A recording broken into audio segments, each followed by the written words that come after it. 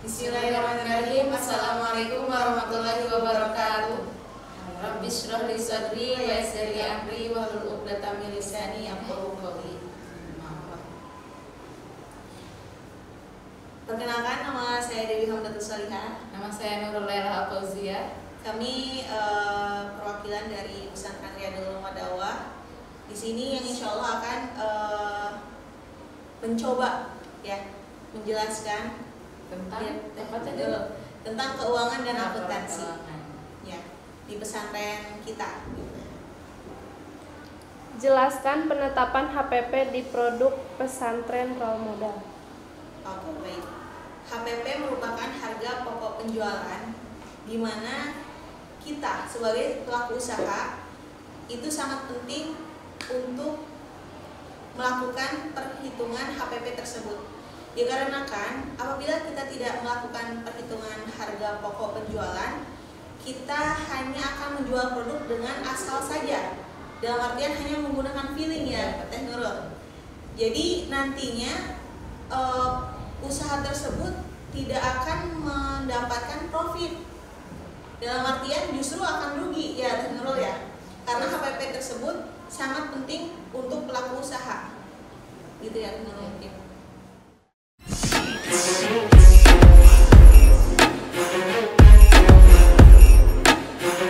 HPP merupakan harga pokok penjualan di mana kita sebagai pelaku usaha itu sangat penting untuk melakukan perhitungan HPP tersebut. Dikarenakan apabila kita tidak melakukan perhitungan harga pokok penjualan, kita hanya akan menjual produk dengan asal saja. Dalam artian hanya menggunakan feeling ya, Teh Nurul. Jadi nantinya usaha tersebut tidak akan mendapatkan profit. Dalam artian justru akan rugi ya, Teh Nurul ya. Karena HPP tersebut sangat penting untuk pelaku usaha. Gitu ya, Teh Nurul.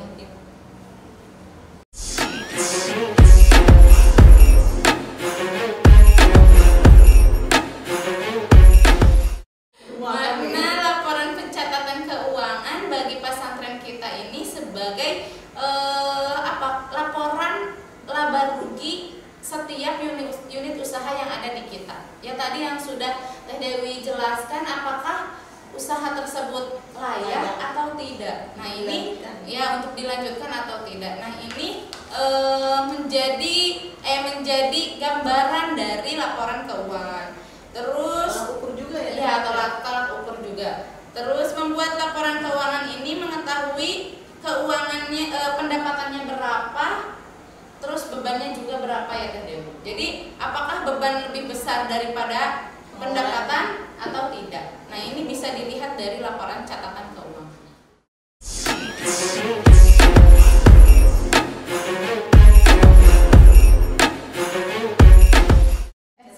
Yang mencatat keuangan ini bendahara di setiap unit usaha. Jadi di setiap unit usaha itu ada struktur organisasinya. Contoh ada di bagian minimarket ini ada ketuanya siapa, ada sekretarisnya siapa, ada bendaharanya siapa. Nah bendahara ini yang melaporkan, yang mencatat keuangannya ke bagian keuangan pusat seperti itu.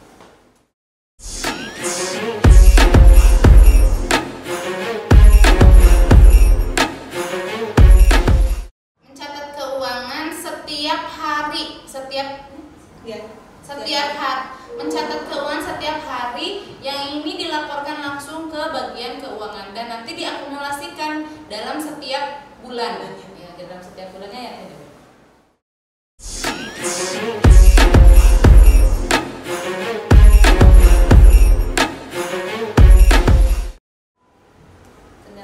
Kendalanya karena mungkin di sini belum punya aplikasi khusus ya Teh Dewi. Seperti di minimarket mungkin ini masih manual, masih pakai buku biasa ya, belum punya kita itu di minimarket kita itu belum punya komputer khusus gitu ya Teh Dewi untuk untuk pencatatan keuangan, sehingga ini menjadi kendala bagi perhitungan keuangan karena manual ini kan lebih sulit dibanding langsung pakai aplikasi gitu ya Teh Dewi. Tapi bulan sekarang tentu kan kita udah ada Oh iya, iya. Ada gitu ya.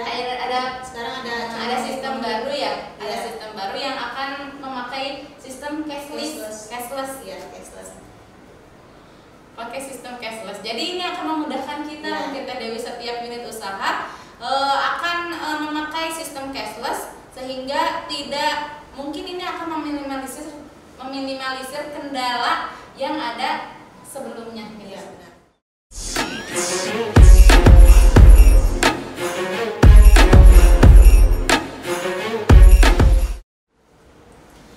Mungkin di sini saya akan menjelaskan sedikit.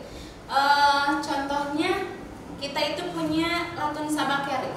Latun Sabakeri ini contohnya memproduksi kue. Nah, contohnya di sini datanya kita memakai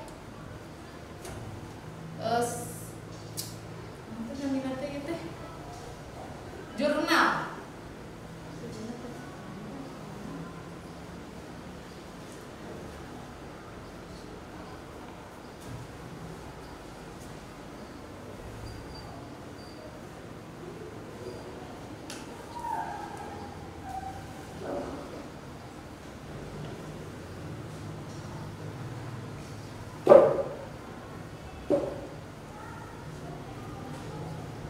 Contohnya pertama kita punya persediaan di bulan kemarin itu bulan apa sebelum bulan Juni ya Teh? Juni.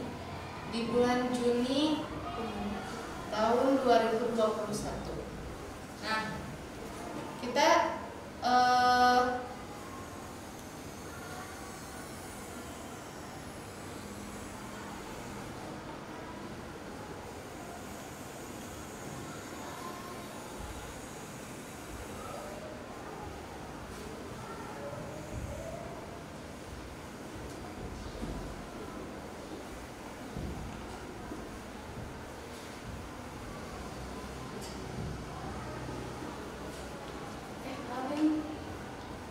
dus sebenarnya atau air kue kali? Picis kan? Picis.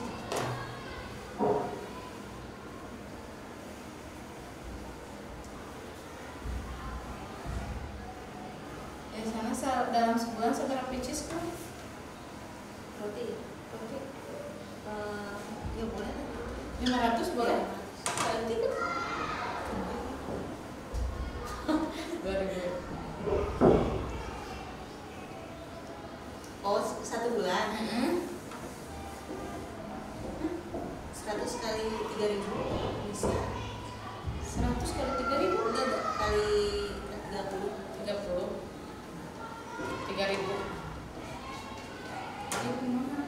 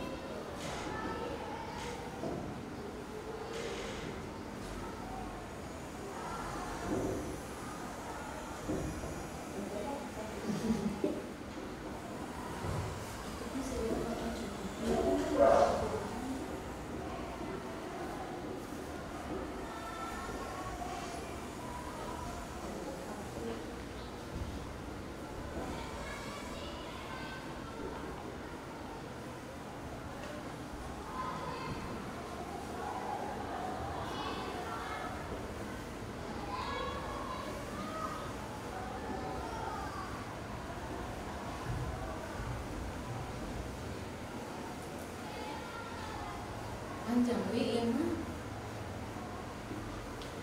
Serius? Udah sejauh ini.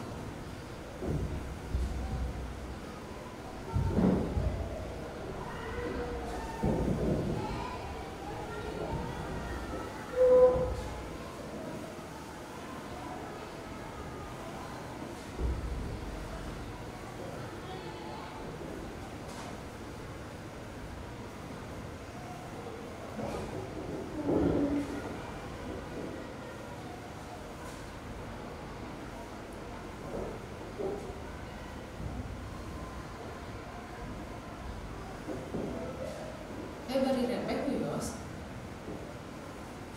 Wih, tadi ngobrol ada nggak jelasin lah, oke. Mungkin di akhir. Baik. Berarti di cut tuh ya, kayak ujuk-ujuk udah ada ini, wah gitu ya. Oh. Ujuk-ujuk terus ada eta gitu ya.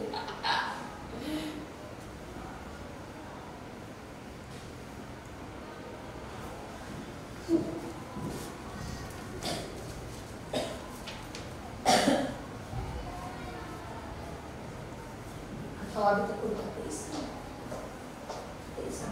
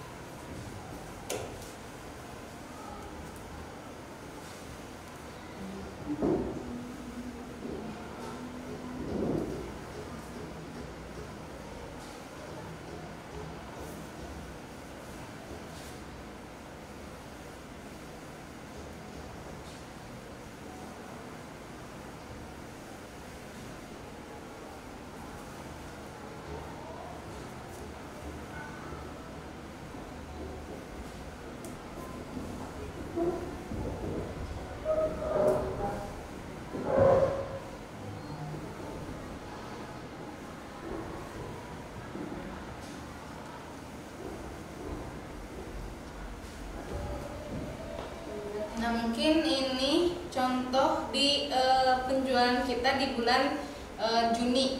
Di bulan Juni kita ini jurnalnya sudah sesuai dengan sistem pedoman akuntansi pesantren yang sudah dibuat oleh Bank Indonesia. Nah, hasilnya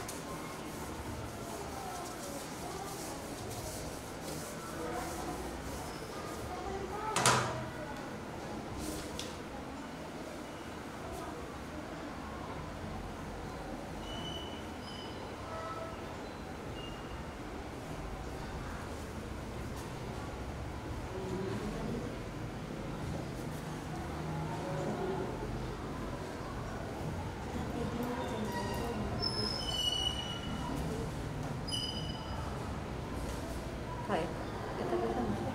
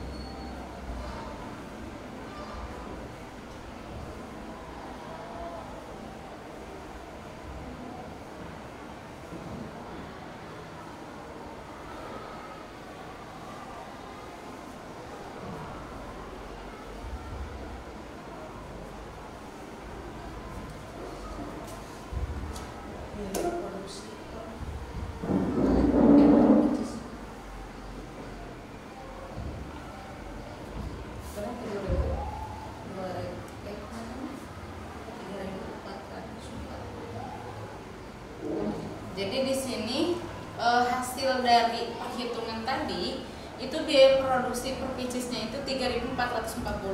Sehingga di sini kita bisa menjual satu picisnya itu 4.000. Berarti kita punya keuntungan dari satu picis itu berapa tadi?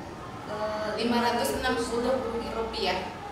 Mungkin kalau dikalikan kan lebih banyak. Jadi kita setiap bulan itu biasanya naik ya Teh Dewi. Apalagi sekarang momentumnya santri baru itu lebih banyak, diterimanya lebih banyak, sehingga kita juga memproduksinya lebih banyak gitu. Dan alhamdulillah untuk sekarang itu lokasi itunya, lokasi produknya lokasi produksinya di luar pesantren ya Teh Dewi, sehingga bisa yang membeli itu bisa dari luar, bukan hanya dari santri saja. Mungkin seperti itu gambaran umum dari laporan keuangan yang kita pakai.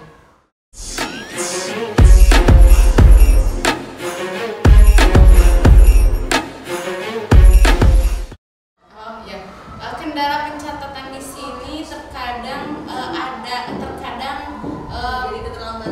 terjadi keterlambatan. Karena apa? Karena di sini kan yang mengelolanya itu pengabdian, yang baru lulus SMA sudah harus ngajar di sini ya Teh Dewi. Sehingga tugasnya itu banyak, mereka itu ya kuliah, ya ngaji dan ngajar dan juga mengurus unit usaha tersebut ya, mengabdi juga gitu.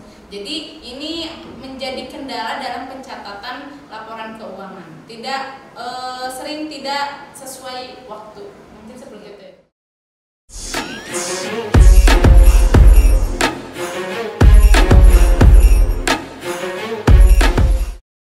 Tips dalam mencatat keuangan itu harus hati-hati, teliti, dan juga transparansi. Jadi dari awal sampai akhir itu harus sangat teliti ya Teh Dewi. Kalau akuntansi itu kan kalau dari awal sudah salah, tentu ke bawahnya juga udah